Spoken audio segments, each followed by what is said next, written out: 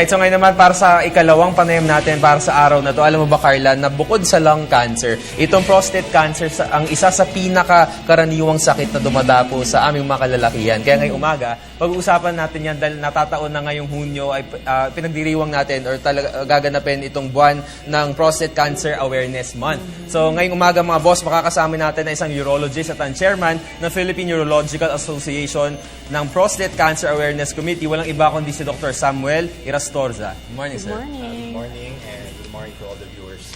Alright, sir. So firstly, since this is June na ngayon, di ba? And we are celebrating this Prostate Cancer Awareness Month. So sir, ano ba yung pinakahangarin natin sa buwan na to? Well, yung nga, sinabi nyo kanina, no, June is Prostate Cancer Awareness Month.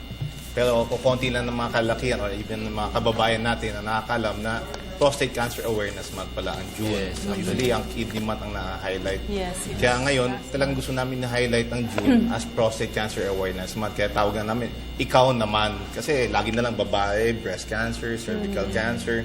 So, ang tutok naman would be sa mga kalalakihan. Kaya ikaw naman. And actually, ginagawa namin every year ito.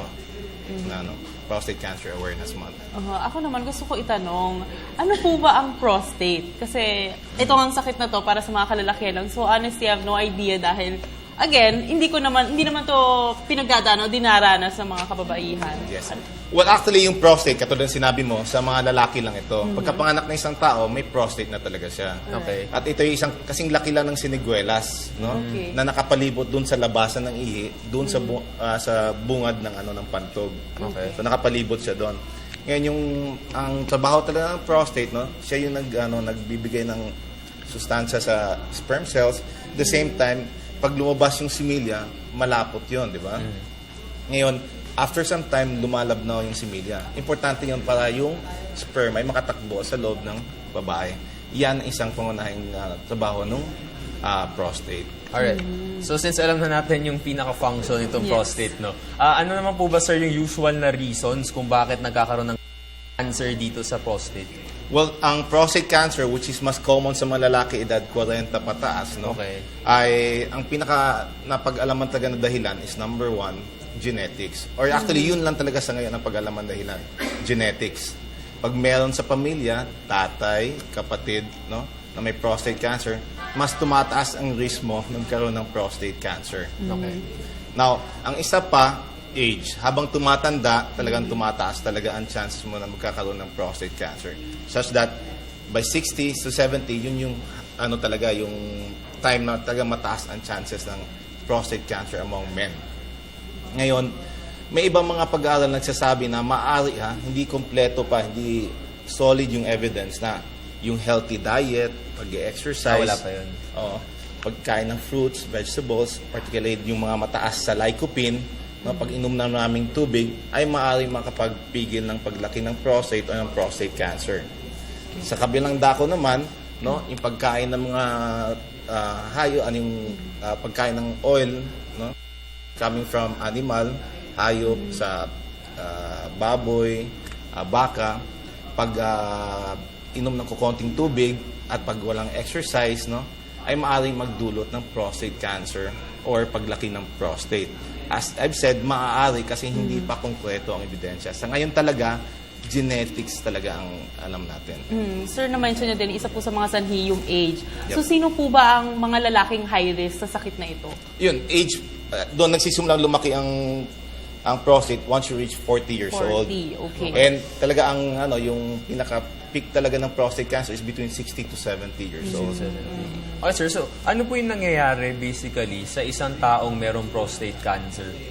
Well, And siguro firstly, sir, ano muna yung symptoms? Ayun, maganda yon, no? Kasi ang prostate cancer usually asymptomatic. Ibig sabihin, walang simptomas. Okay. Meron ka ng prostate cancer, pero wala kang Hindi mo pa rin symptoms. alam. Hindi mo nararamdaman na meron ka. Kaya nga tawag nila tridor na cancer. No? Kasi meron ka na nun, wala kang simptomas. At yun ang namin. Kaya nga sinasabi namin lagi na meron kang simptomas o wala, pag tungtong ng 40, dapat nagpapatingin ka na sa prostate mo. So, 40 years old and above, dapat yearly nagpapa-examine ka na sa prostate mo. Nagpapatingin ka sa urologist, nagpapa-rectal examination ka na. Yung sinasabi na DRE. Ayan, ito na, napag-usapan na natin yung examination or yung test Apa. for prostate cancer. So ano po ba ang test na ginagawa ninyo sa isang pasyente? Well, una, tinitingnan mo namin yung pasyente, no? Kung may mga simptomas siya. Kasi kung may simptomas na siya na nagbabara sa daluyan ng ihi, usually, medyo advanced na yon. Pag may simptomas na, pag lumalabas, ipit yung daluyan ng ihi, putol-putol ang daluyan ng ihi, madalas ang pag-ihi sa gabi, pagkatapos umihi, may natitira pa sa pantog, no? Or kailangan i-pwelsa ang paglabas ng ihi, hindi napipigilan ang pag-ihi. Yun ang mga simptomas noon kapag medyo advanced na. Ngayon, after that, pag na-examine na namin, na-check na namin yung mga simptomas nila, rectal exam, yung tinatawag na digital rectal examination, DRE. Ngayon, hindi yung digital na electronic na gagamit.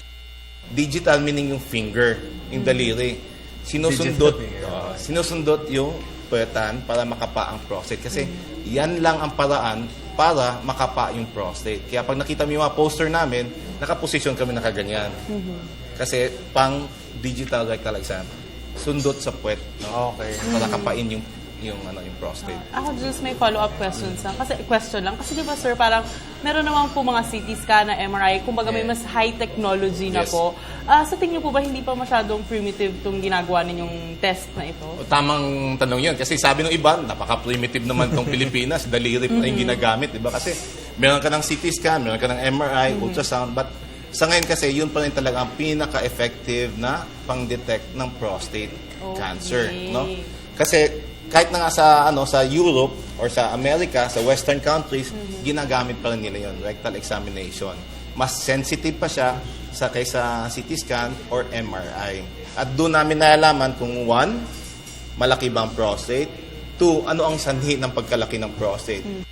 Cancerous ba o hindi cancerous? Infection ba o iba pang mga dahilan? Okay, sir. Ngayon naman po, no, mas proactive naman po tayo. Ano po yung pwedeng gawin ng mga kalalakihan para syempre maiwasan itong prostate cancer? Well, kanina katulad ng sinabi ko, 1 is dapat alam natin anong mga dahilan.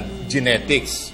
Which is Sa genetics, the usual talaga. wala tayong ibang magagawa sa ngayon. No? Wala pa tayong gene therapy sa ngayon. Edad, wala din tayong magagawa. Lahat tayo tumatanda. Doon sa sinasabi ko sa inyo kanina about yung sa diet, yun maaaring makapagpigil sa paglaki ng prostate. But as I've said, hindi pa yun talaga proven fact na nakakapagpigil o makapagdulot ng prostate cancer.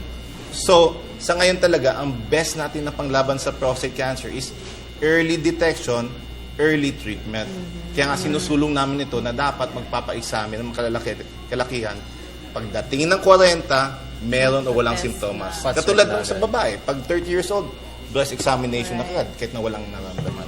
So sir, when we say early detection, as in once you reach 40 years old or pwedeng earlier pa? Kunwari tulad to, 23 years old. Pwede na ba akong magpa-check up agad? Or? Well, bihira magkaroon ng prostate cancer sa edad mo. Though, meron akong pasyente na 18 years old. 18. Pero hindi yun common, hindi yun pangkalaniwan. Usually, pagtungtong na 40, doon nagsisimula nagkaroon ng enlargement of the prostate. So, in-advise namin, pagtungtong ng 40, doon nagpapaisa. Unless, meron kang tatay o kapatid na may prostate cancer. At doon, iba, nagsisimula ng examine siya at 30 years old, iba 35 years old. But definitely, earlier na ngayon ang monitoring sa isang lalaki kapag meron sa pamilya ang may prostate cancer, lalo na kung tatay or kapatid. Alright, ito na Jules. Meron na tayong background, alam na natin kung anong prostate cancer. Pag-usapan naman natin tong Prostate Cancer Awareness Month. Ano-ano po ba yung mga magaganap activities for this month? Okay, thank you for that. We have a couple of activities for this month. Pinakauna yun, yung tinatawag namin na fun run, which ginawa namin yesterday sa Veterans Memorial Medical Center. Maganda naman po, no? Assistant Secretary Eric Tayag of the DOH was there, no, to lead the And pati yung open. PPD pala, andun din pala. I gave the opening remarks and also yung the usual warm-up dance exercise ni Secretary Tayag. Yes. And Yun then, po. And then, after Makita this, natin. so that is just a prelude sa activity namin. Kasi yung pinaka-major namin activity talaga would be this coming Saturday. Okay, ano po yun? Yung ginagawa namin to every year, a day before Father's Day, no, kasi the next day, kasi nga alay para sa mga ama. So this is on Saturday. This is on Saturday, nationwide, no? we have 64 centers nationwide Okay. na magpo-provide ng free check-up for all men. Wow. No, for the Okay. prostate. Now, we have been ginagawa na namin to for the past 17 years. Okay. This year, nagdagdag kami ng additional examinations. Examination or check-up for mga bato sa daluyan ng ihi, Okay. bukol sa daluyan ng ihi, infection sa daluyan ng ihi, mga sexual na problema, impotence, erectile dysfunction. So kasama na yan ngayon sa mga examination na binibigay namin for free on that day. So we have 64 major centers, mga hospital like St. Luke's Medical Center, US Kidney and Transplant, East Avenue Medical Center, UERM, no?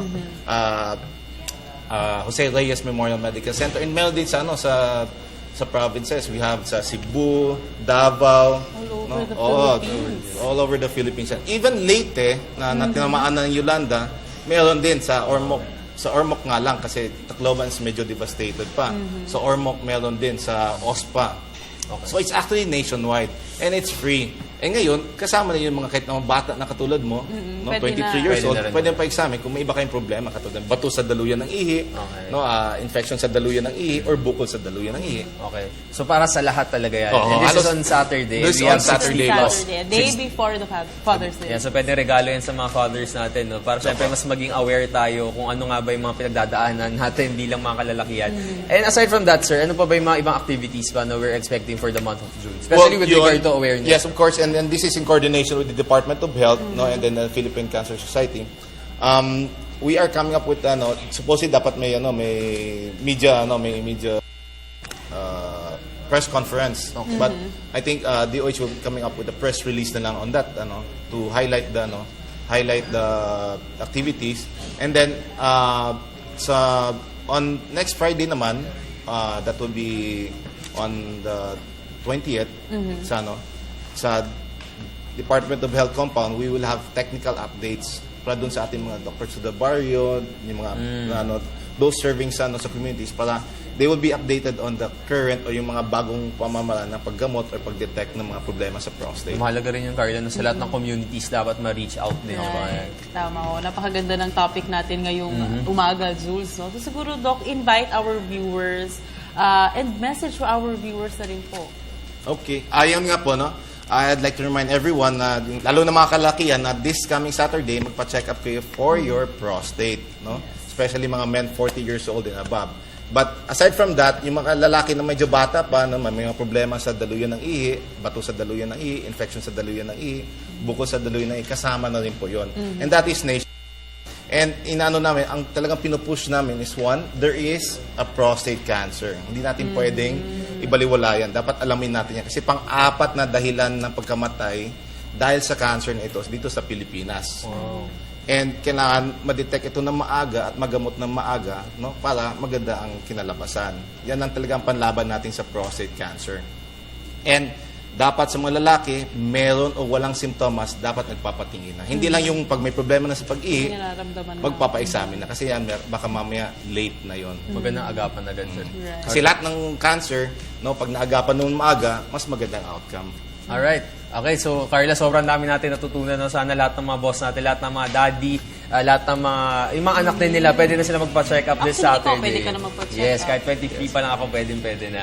Alright, so sir, thank you so much for all the information. Muli nakasama natin ang isang urologist and chairman ng Philippine Urological Association ng Prostate Cancer Awareness Committee. Walang iba kundi si Dr. Samuel Irastorza. Thank you so much, sir. Thank you. Maraming salamat.